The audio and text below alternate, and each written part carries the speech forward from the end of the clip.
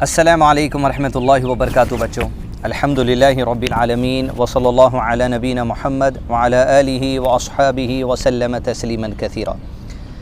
Islamic studies class میں آپ تمام کا ایک مرتبہ پھر سے استقبال کیا جاتا ہے۔ جس سبجیکٹ پر ہم کئی دن سے تعلیم حاصل کر رہے ہیں اور اللہ کے نبی صلی اللہ علیہ وسلم نے جو ہمیں تعلیم دی ہے، اس تعلیم کے ذریعے ہم نبی صلی اللہ علیہ وسلم کی زندگی کو بھی سمجھ رہے ہیں اور ساتھ ہی ساتھ دین اسلام کی وہ تعلیمات جس پر ہمیں عمل کرنا ہے، سمجھنا ہے، علم حاصل کرنا ہے، وہ بھی الحمدللہ ہم سیکھنے کی کوشش کر رہے ہیں۔ وہ سبجیکٹ ہے والدین، ہمارے پیرنٹس۔ اس کلاس میں والدین سے متعلق جو تعلیمات ہم اتنے دن سے حاصل کر رہے ہیں، یہ لاسٹ کلاس ہوگی۔ اس کے بعد ہم دوسرا سبجیکٹ حاصل کریں گے۔ اب اس کا مطلب یہ نہیں ہے کہ والدین سے متعلق اب تک جتنے کلاسز میں ہم نے جو کچھ پڑھا ہے اس کو بھول جائیں، بلکہ یہ سبجیکٹ تو ایسا ہے زندگی بھر ہمیں یاد رکھنا ہے اور عمل کرنا ہے، دوسروں تک پہنچانا ہے۔ تو آئیے آج کے اس کلاس میں والدین سے متعلق اہم باتیں انشاءاللہ سیکھیں گے۔ نیکسٹ چیپٹر ہے والدین کی بد دعا، یعنی ہمارے جو ماں باپ ہیں، ہمارے ماں باپ اگر ہمیں کسی موقع پر غصے میں آ کر یا ہم سے ناراض ہو کر ہمیں بد دعا دے دیں، یعنی کہ تمہیں کسی قسم کا نقصان ہو جائے یا تمہیں کچھ ہو جائے، تو والدین کی بد دعا سے بچنے کا حکم ہے، بچنا چاہیے۔ کیوں بچنا چاہیے؟ کیونکہ والدین کو ناراض کرنے سے جب ان سے کوئی ہمارے خلاف میں بد دعا اگر وہ دے دیں تو اللہ تعالیٰ اسے قبول کر لیتا ہے۔ حدیث میں ہے، ابو ہریرہ رضی اللہ عنہ بیان کرتے ہیں، نبی صلی اللہ علیہ وسلم نے فرمایا 3 قسم کی دعائیں قبول ہوتی ہیں، یعنی 3 لوگوں کی جو دعائیں ہیں اللہ تعالیٰ فوری قبول کر لیتے۔ پہلی، ان کی قبولیت میں کوئی شک نہیں ہوتا، اللہ تعالیٰ فوری قبول کر لیتے ہیں اور وہ عمل میں آ کر رہے گی، لوگ دیکھ کر رہیں گے۔ مظلوم کی بد دعا، مظلوم کی بد دعا یعنی ایسا آدمی جس پر ظلم کیا گیا، زیادتی کی گئی، اسے مارا گیا، ناحق پیٹا گیا۔ آپ نے ٹی وی چینلز پر دیکھا ہوگا کہ کئی مسلمانوں کو ناحق جو سو مارا گیا، کہیں چوڑی بیچنے والے کو مارا گیا، ظلم و ستم کیا گیا۔ ناحق کسی کو ماریں گے تو اس آدمی کو جو تکلیف ہوتی ہے، وہ تکلیف میں سامنے والے کو جو بد دعا دیتا ہے تو اللہ تعالیٰ دنیا ہی میں وہ ظلم کرنے والے آدمی سے بدلہ لے لیتا ہے۔ اسے کسی بھی قسم کا عذاب ہو سکتا ہے، وہ کچھ بھی بد دعا دے سکتا ہے، تو کسی پر ظلم نہیں کرنا چاہیے۔ دوسرا ہے مسافر کی دعا، یعنی اگر ہم سفر پر ہیں، اپنے اسٹیٹ سے، اپنی کنٹری سے، اپنے شہر سے ہم باہر جاتے ہیں کبھی، وہ راستے میں دعائیں کرنا، خیر کی دعائیں کرنا، رحمت کی دعائیں کرنا، ہدایت کی دعائیں کرنا، اللہ تعالیٰ مسافروں کی دعا کو قبول کرتے ہیں۔ اسی لیے اگر ہم سفر پر جائیں تو ہمیں بھی سب کے لیے دعا کرنی چاہیے، اور اگر کوئی سفر پر جاتا ہے اسے ہم کہہ بھی سکتے ہیں، بھئی آپ سفر میں ہمارے لیے دعاؤں میں یاد رکھیے، کیونکہ اللہ تعالیٰ مسافر کی دعا کو قبول کرتا ہے۔ تیسرا ہے والدین کی اپنی اولاد کے لیے بد دعا کرنا۔ اس حدیث میں جو تیسری بات ہے وہ ہمارا سبجیکٹ ہے، یعنی ماں باپ اگر اپنی اولاد سے تنگ آ کر ان کے ستانے سے اگر بد دعا دے دیں تو اللہ تعالیٰ قبول کر لیتا ہے۔ لیکن یہاں پہلی چیز یہ ہے کہ ماں باپ اپنی اولاد کو بد دعا دینے سے بچنا چاہیے۔ ایسا نہیں ہو کہ بھائی آپ تھوڑی سی بعد میں غصے میں آگے اپنے بچے کو کہہ دیں کہ تم مر جاؤ، اپنے بچے کو یہ کہہ دیں کہ تم کیا کہتے ہیں، تم اگر ایسا کریں گے تو تم فیل ہو جائیں گے ایگزام میں، تم فیل ہو جاؤ۔ اس طریقے کی جو بد دعائیں والدین دیتے ہیں بچوں کی چھوٹی شرارتوں کی وجہ سے یا بڑی شرارتوں کی وجہ سے، ممکن حد تک ماں باپ کو چاہیے کہ اپنی اولاد کو بد دعا نہ دے، اس لیے کہ آپ کی بد دعا دینے کی وجہ سے آپ کے اولاد پر اگر اللہ نے وہ دعا قبول کر لی، اور اللہ قبول کرتا ہے، تو پھر آپ کے اولاد کے مستقبل خراب ہو سکتا ہے۔ اور اولاد کو چاہیے کہ اپنے والدین جن بات سے ناراض ہوتے ہیں، جس بات سے انہیں غصہ آتا ہے، جس بات سے وہ لوگ آپ کی اس حرکت سے روتے ہیں، آپ رلاتے ہیں ان کو، ایسے کام نہ کریں، والدین کو خوش رکھنے کی کوشش کریں تاکہ وہ ہمیں دعا دیں۔ جب والدین کی بد دعا قبول ہوتی ہے تو والدین کی دعا بھی قبول ہوتی ہے، یہ بھی بات ہم کو یاد رکھنی چاہیے۔ جب اللہ تعالیٰ بد دعا قبول کرنے والے ہیں تو ظاہر بات ہے جب والدین اپنی اولاد کے حق میں اچھی دعا کریں گے، اللہ تعالیٰ اچھی دعا بھی ان کی قبول کریں گے۔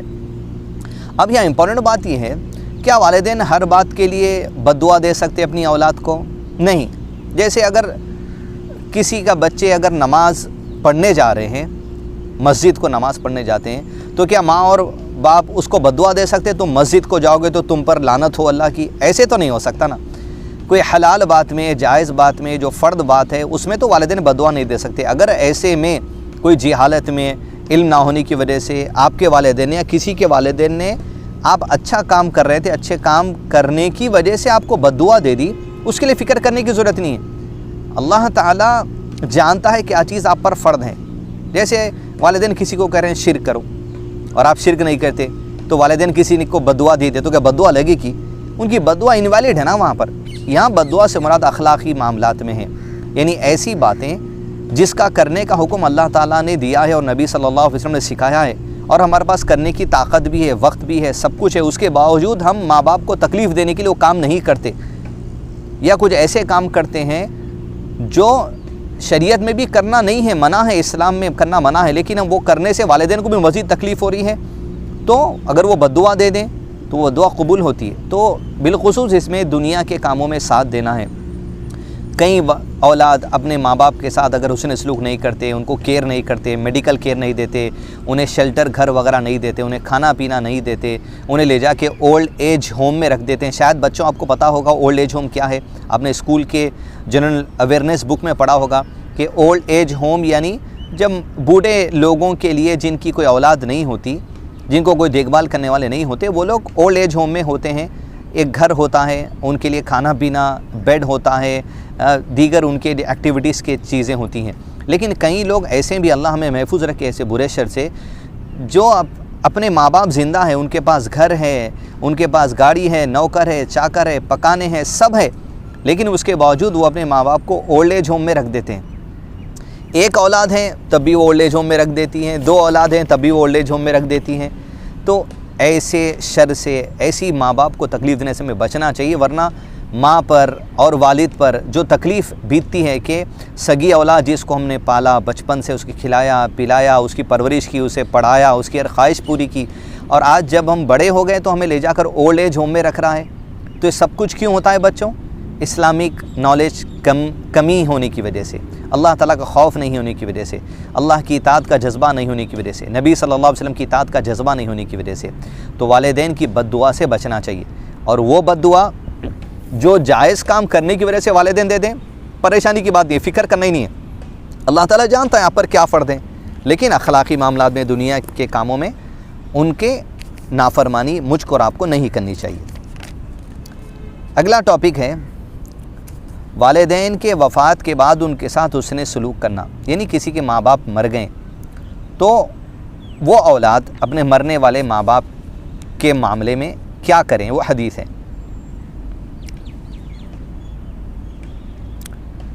سیدنا ابو ہریرہ رضی اللہ عنہ بیان کرتے ہیں، موت کے بعد مرنے والے کا درجہ بلند کیا جاتا ہے تو وہ پوچھتا ہے، اے میرے رب، یہ کیا چیز ہے جس کی وجہ سے میرا درجہ بلند ہوا؟ اللہ تعالیٰ فرماتے ہیں، تیرے بیٹے نے تیرے لیے استغفار کیا۔ سبحان اللہ۔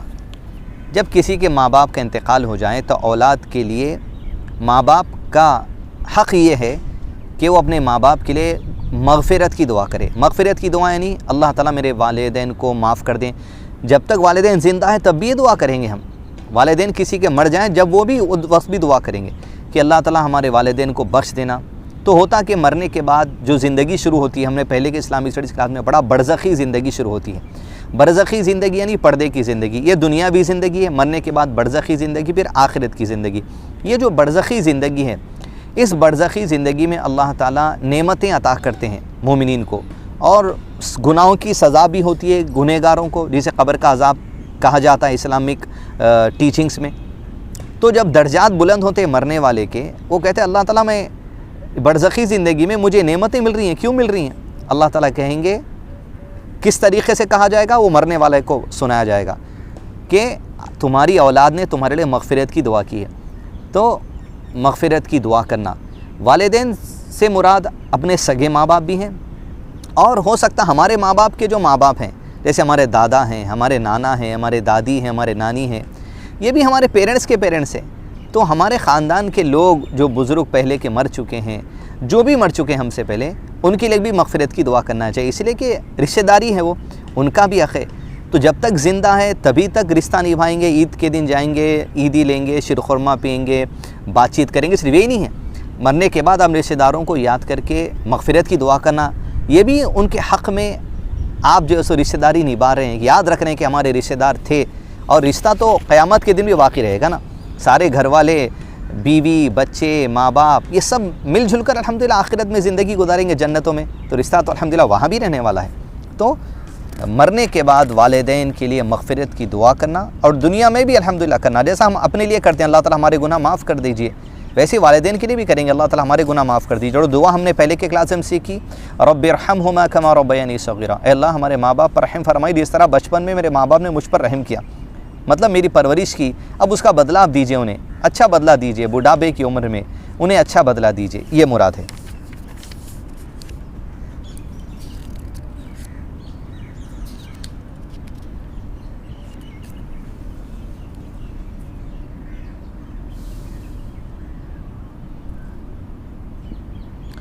اگلی حدیث ہے صحیح مسلم کی، ابو ہریرہ رضی اللہ عنہ۔ کون ہے ابو ہریرہ؟ ہم نے اس سے پہلے پڑھا، راوی حدیث، نبی صلی اللہ علیہ وسلم سے حدیث سیکھتے ہیں، صحابی ہیں، نبی صلی اللہ علیہ وسلم کے کمپینین ہیں، ایمان کی حالت میں نبی صلی اللہ علیہ وسلم کے ساتھ وقت بیتائے، دین سیکھ کر ہم تک پہنچائے۔ رسول اللہ صلی اللہ علیہ وسلم نے فرمایا جب بندہ مر جاتا ہے تو 3 اعمال کے سوا اس کے سب اعمال منقطع ہو جاتے ہیں۔ جب بندہ کوئی مر جاتا ہے تو اس کے 3 اعمال اس کو اجر و ثواب پہنچاتے رہتے ہیں، باقی سب چیزیں ختم ہو جاتی ہیں، یعنی گاڑی ہے، کپڑے ہیں، سب چیز ختم ہو جائے گی، دنیا کے اندر رہ جائے گی، لیکن 3 چیزیں جو باقی رہے گی، تو اس کے لیے مرنے کے بعد بھی قیامت تک اسے اجر و ثواب ملتا رہے گا 3 چیزوں کا، اگر یہ بات ہے تو۔ اول کیا ہے؟ پہلی چیز صدقہ جاریہ، اگر وہ چیز قیامت تک ہے، صدقہ جاریہ تو قیامت، جیسے مثال کے طور پہ کسی نے مسجد بنا دی، ایسا صدقہ جو جاری ہے، کسی نے بورویل کروا دی جس سے پانی آ رہا ہے، سالوں سال لوگ وضو کر رہے ہیں، اس سے فائدہ اٹھا رہے ہیں، ایسا صدقہ ہے، ایسی چیریٹی ہے جاریہ، چلتے جا رہا جب تک وہ ہے، جب تک اجر و ثواب ہے۔ ہو سکتا ہے وہ 20 سال ہے، 20 سال تک اجر و ثواب، ہو سکتا ہے وہ 50 سال ہے، 50 سال تک اجر و ثواب، وہ ہمیشہ چل رہا، ہمیشہ کا اجر و ثواب، صدقہ جاریہ اسے کہا جاتا ہے۔ تو جو کچھ بھی ہم کام کریں، نیکی کا کام، ایسا کوشش کریں کہ ہمارے مرنے کے بعد بھی وہ باقی رہیں۔ پانی پلانے کا انتظام ہے، مساجد کی تعمیر ہے، شیلٹر ہاؤس ہے، جہاں پر لوگ آ کے رہ سکیں، جن کے پاس گھر نہیں ہیں، کئی چیزیں ہو سکتی۔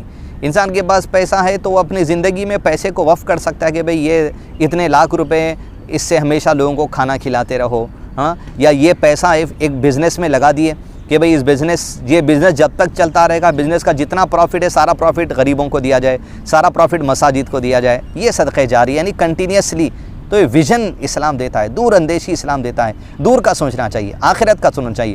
لوگ 10 سال کی پلاننگ کرتے ہیں، 20 سال کی، 100 سال کی، 500 سال کی، ہماری پلاننگ آخرت کی ہونی چاہیے۔ اٹموسٹ ہائٹ پہ جو سوچ ہوتی ہے وہ الحمدللہ مسلمانوں کو اللہ تعالیٰ نے دی ہے۔ دوسری چیز وہ علم جس سے نفع حاصل کیا جاتا ہے، یعنی وہ علم جس سے لوگ فائدہ اٹھائیں۔ جیسے الحمدللہ میں نے حدیث آپ تک سنائی اس ویڈیو کے ذریعے، آپ سنیں گے، مجھے اجر ملے گا، پھر آپ دوسروں کو سنائیں گے، اس کا بھی اجر مجھے ملے گا، اور اس کا اجر آپ کو بھی ملے گا، پھر آپ عمل کریں گے، آپ کا اجر آپ کو ملے گا، میرا اجر مجھے ملے گا۔ میں مر جاؤں گا جب بھی، اللہ تعالیٰ میری ہم تمام کی عمر میں جو سو اضافہ کرے، برکت دے، آمین۔ میرے مرنے کے بعد بھی یہ ویڈیوز رہیں گے انشاءاللہ، تو جب بھی لوگ سنیں گے یہ بھی میرے لیے چیز الحمدللہ جو سو صدقہ جاریہ رہے گی، کیونکہ علم جو نفع والا حاصل لوگوں کو دیا گیا، اس سے جب تک لوگ عمل کرتے رہیں گے اس کا اجر و ثواب علم دینے والے کو بھی ملے گا، عمل کرنے والے کو تو کوئی قسم کی کمی نہیں ہوگی۔ اب ہم جو بھی علم پہنچاتے ہیں، ہم تک علم کس نے پہنچایا؟ نبی صلی اللہ علیہ وسلم نے۔ تو بیسک کانسیپٹ یہ ہے، اسلام کی کوئی بھی بات جو ہم پڑھتے ہیں، سیکھتے ہیں، عمل کرتے ہیں اور پہنچاتے ہیں، اس کا ثواب ہمیں ملتا ہے، لیکن ہم کو کسی نے پہنچایا ان کو بھی ملتا ہے۔ جیسے امام بخاری رحمہ اللہ نے اس کتاب میں حدیث جمع کی، یہ پڑھنے کے لیے ہم کو جو ثواب مل رہا ہے امام بخاری کو بھی ثواب مل رہا، ہم جو عمل کر رہے ہیں امام بخاری کو بھی عمل مل رہا۔ امام بخاری کو کس نے؟ ابو ہریرہ نے، یہ ثواب ابو ہریرہ کو بھی مل رہا۔ حدیث کے راوی کون ہے؟ ابو ہریرہ۔ ابو ہریرہ کو بھی اجر و ثواب مل رہا کہ انہوں نے لکھا، یاد کیا، لوگوں تک پہنچایا۔ ابو ہریرہ نے کس سے سنا؟ نبی صلی اللہ علیہ وسلم سے۔ اب جتنی اسلامی ٹیچنگز ہے جو نبی صلی اللہ علیہ وسلم نے پہنچا دی، امت میں قیامت تک کے جتنے لوگ عمل کرتے رہیں گے، ہر عمل کا ثواب اللہ کے نبی صلی اللہ علیہ وسلم کو بھی ملے گا، کیونکہ اسلامک رولنگ یہ ہے جو کوئی نیک بات لوگوں کو کہے وہ نیک بات کہنے کا ثواب ملے گا، اور جب وہ عمل کرے گا، عمل کرنے والے کو تو اجر ملے گا، لیکن جس نے اس تک عمل کرنے کی بات پہنچائی اس کو بھی اجر ملتا رہے گا۔ تو امت تک کس نے پہنچائی؟ نبی صلی اللہ علیہ وسلم نے۔ تو ساری قرآن پڑھنے پر جو لوگ عمل کرتے ہیں، حدیثیں پڑھنے پر لوگ جو عمل کرتے ہیں، اس کا ثواب لوگوں تو کو ملے گا، لیکن پہنچانے والے ایکچوئل کون ہے؟ محمد صلی اللہ علیہ وسلم۔ آپ کو بھی سب کا اجر و ثواب الحمدللہ ملے گا۔ یہ اللہ تعالیٰ کی خاص رحمت ہے آپ صلی اللہ علیہ وسلم پر۔ اس سے ہم بھی جتنا فائدہ اٹھا سکتے ہیں اٹھانے کی کوشش کرنی چاہیے۔ وہ علم نافعہ جس سے حاصل علم نفع والا علم ہے، جیسے آپ نے کوئی نالج ہے، کوئی ایجوکیشن ہے لوگوں کو دے دی کہ بھائی بور کس طرح کیا جائے زمین میں، یہ بھی ایک ایجوکیشن ہے، اللہ تعالیٰ کا علم ہے۔ لوگ بور کرتے ہیں، پانی نکالتے ہیں، اسے وضو کرتے ہیں، تو یہ بھی علم جو انسانوں کے فائدے کے لیے لوگوں نے بتا دیا، انسان اس سے فائدہ اٹھاتا ہے کیونکہ آپ نے علم سکھایا، اللہ نے آپ کو علم دیا تھا۔ حقیقت میں علم تو سب اللہ تعالیٰ کا ہے، لیکن اللہ تعالیٰ اپنے بندوں میں سے جس کو چاہتا ہے علم عطا کرتا ہے۔ وہ علم کے ذریعے بھی جو فائدہ ہوگا لوگ اس کے بھی اجر و ثواب کے مستحق بنیں گے، لیکن اجر ملنے کے لیے ایمان شرط ہے۔ کئی کفار بھی ہیں کہ نان مسلم سے جو انویشنز کرتے ہیں، لیکن ان کے انویشنز کا کیا اجر و ثواب انہیں ملے گا کسی چیز میں؟ انویشن کرتے مطلب اللہ تعالیٰ نے علم دیا، اپنی مرضی سے کچھ نہیں لاتے۔ اللہ تعالیٰ نے جس بات کا علم دیا انسان کو، اسی بات کا علم انسان حاصل کر کے اس سے کچھ انویشن کر سکتا ہے، وہ اللہ کے حکم سے۔ لیکن جو ایمان والا کسی بات کا انویشن کرے گا اللہ تعالیٰ کے دیے ہوئے علم سے، اس کو اس نیت کے ساتھ کہ بھائی اللہ تعالیٰ میں اگر لوگوں کو بتاؤں گا تو لوگ اس سے فائدہ اٹھائیں گے، مجھے بھی اجر ملے گا، تو اس سے اجر ملے گا کیونکہ ایمان شرط ہے۔ اس کے بعد ایمان ہے، اس کے بعد ایمان نہیں ہے وہ پھر دنیا کے لوگوں کے لیے کرتا ہے، پیسے کمانے کے لیے کرتا ہے، دنیا کے لوگوں میں اسے نوبل پرائز مل جائے گا، بڑا پرائز مل جائے گا، لیکن اجر و ثواب باقی رہنے والی جو چیز ہے اس کے لیے شرط ایمان ہے، ایمان والا ہو، مسلمان ہو اور عمل نیک کرے۔ تیسری چیز ہے وہ نیک اولاد جو اس کے مرنے کے بعد دعا کرتی ہے، یعنی جب والدین مر جاتے ہیں اور اولاد ان کے لیے دعا کرتی ہیں، ہمیشہ ان کے لیے وہ چیز درجات کو بلند کرنے والی ہوتی ہے۔ جیسے آپ کے والدہ زندہ الحمدللہ، دادا دادی نہیں، ان کے لیے دعا کریں، ان کے لیے بھی درجات بلند ہوں گے نا، وہ بھی تو ہمارے اینسسٹرز ہیں، ہمارے سلسلے میں سے، ان کے لیے بھی ہمیں دعا کرنی چاہیے۔ تو یہ تین چیزیں ہیں ہمارے ٹاپک سے ریلیٹڈ۔ کیا بات ہے؟ مرنے کے بعد اجر و ثواب باقی رہنے والی چیز کیا ہے؟ اولاد والدین کے حق میں نیک دعا کرتے رہے۔ اب بعض لوگ یہ سمجھتے ہیں کہ بھئی ہماری اولاد جو بھی نیک عمل کرے گی وہ ہمیں اجر ملے گا۔ یہ 100% کریکٹ نہیں ہے، لیکن کچھ حد تک اس وجہ سے اسے کریکٹ کہا جا سکتا ہے۔ جیسے آپ کے والدین نے آپ کو سکھایا کہ پانی سیدھے ہاتھ سے پیو، اب جب تک آپ عمل کرتے رہیں گے ان کو ثواب ملے گا۔ کیوں؟ کیونکہ انہوں نے آپ کو سکھایا۔ جو چیزیں والدین نے آپ کو نہیں سکھائی، لیکن ہو سکتا آپ کو ایک اچھے مدرسے میں ڈالے، اچھے اسکول میں ڈالے جہاں آپ اچھی باتیں سیکھتے ہیں، اس کا اجر و ثواب بھی انہیں ملے گا۔ لیکن کچھ چیزیں ایسی ہیں جو والدین نے نہیں سیکھا، آپ خود نے سیکھ گئی، اللہ تعالیٰ نے آپ کو سکھا دیا، اس کے لیے ہم نہیں کہہ سکتے انہیں ملے گا۔ لیکن جو سکھایا گیا علم، جیسے کہا گیا علم جو سکھایا گیا اس کا اجر و ثواب ضرور ملے گا۔ لیکن مغفرت کی جو دعا ہے یہ ایک الگ عمل ہے، یہ ہمیشہ والدین کو اجر و ثواب اس سے ملتے رہے گا، نعمتوں میں اضافہ ہوتا رہے گا جب تک کہ ہم والدین کے لیے دعا کرتے رہیں گے۔ تو ہماری اولاد کو بھی ہم تربیت دینا چاہیے کہ ہمارے مرنے کے بعد بھی تم مغفرت کی دعا کرتے رہو۔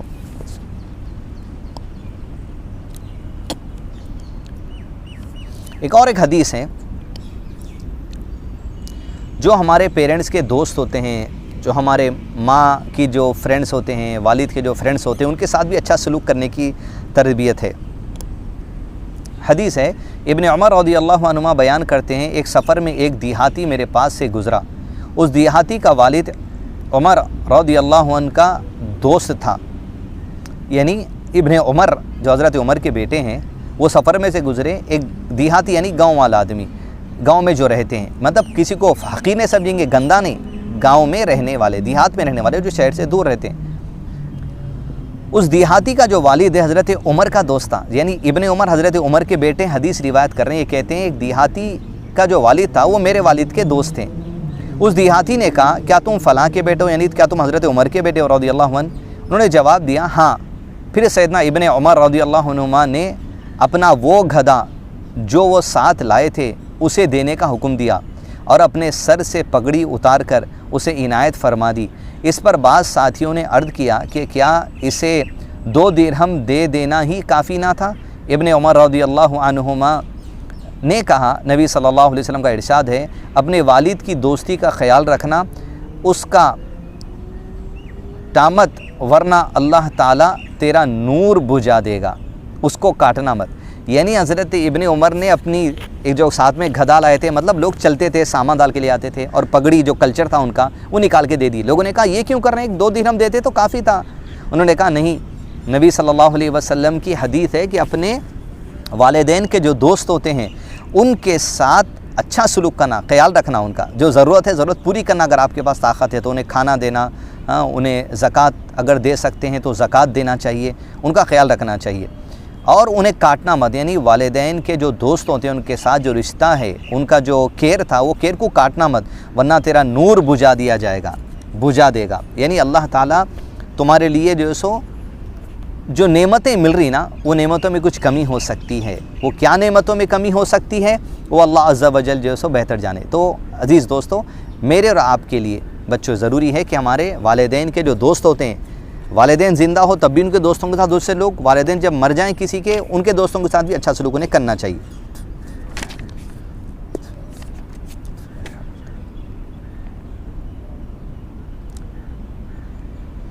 اگلا ٹاپک ہے اپنے والد کو نام سے نہ پکارنا، نہ اس سے پہلے بیٹھنا اور نہ آگے چلنا۔ اس حدیث کو ضعیف کہا علماء کرام نے، لیکن اس میں بیسک پیغام یہ ہے کہ ہمیں اپنے والد کو آؤٹ آف ریسپیکٹ ہمیں ان کے نام سے نہیں پکارنا۔ جیسے اگر کسی کے والد کا نام عبد الرحمن ہے، عبد الرحمن کے اگر نہیں پکار سکتے آپ، آؤٹ آف ریسپیکٹ ابو کہا جاتا ہے یا والد صاحب کہا جاتا ہے، جو جی احترام میں کہتے ہیں، یہ کہیں گے جو ہمارے کلچر میں بات ہے۔ اب علماء اکرام نے اس حدیث کو ضعیف کہا، یہ الگ اپنے آپ میں بات ہے، لیکن آؤٹ آف ریسپیکٹ کے لیے اس بات کو انڈرسٹینڈ کیا جا سکتا ہے۔ ہم والدین کو اپنے نام سے نہیں پکاریں گے، عزت اور احترام سے پکاریں گے۔ تو الحمدللہ بچوں، یہ اب تک بیسک جو باتیں تھیں والدین سے متعلق کئی کلاسز میں ہم نے آپ کے سامنے پیش کی ہیں، ان کو آپ یاد کریں، سمجھیں، اپنے والدین کے ساتھ عمل کریں اور دوسروں تک پہنچانے کی کوشش کریں۔ دوسروں تک پہنچانے کے لیے آپ ان ویڈیوز کو بھی شیئر کر سکتے ہیں تاکہ ان ویڈیوز کے ذریعے وہ الحمدللہ والدین سے متعلق احکامات سیکھ جائیں گے۔ تو انشاءاللہ آپ خود اپنے پیرنٹس کے ساتھ ایسا سلوک کریں۔ اس میں کئی باتیں آپ کے پیرنٹس کو سمجھانے کی ہیں، کئی باتیں آپ خود عمل کرنے کی ہیں، کئی باتیں دوسروں تک پہنچانے کی ہیں۔ کل کے دن آپ بھی ماں باپ بنیں گے انشاءاللہ، تو آپ بھی اپنی اولاد کو اس بات کی تربیت دینا چاہیے۔ اور اللہ تعالی ہمارے لیے یہ جو کلاسز ہیں ہمارے لیے ذخیرہ آخرت بنا دے، ذخیرہ آخرت یعنی آخرت میں اچھا اس کا اجر ہمیں دے دے۔ وصلی اللہ علی نبینا محمد وعلی آلہ واصحابہ وسلم تسلیما کثیرا۔ انشاءاللہ اگلی اسلامی اسٹڈیز کلاس میں ایک نیو سبجیکٹ کے ساتھ انشاءاللہ آپ کے سامنے حاضر ہوں گے۔ السلام علیکم ورحمۃ اللہ وبرکاتہ۔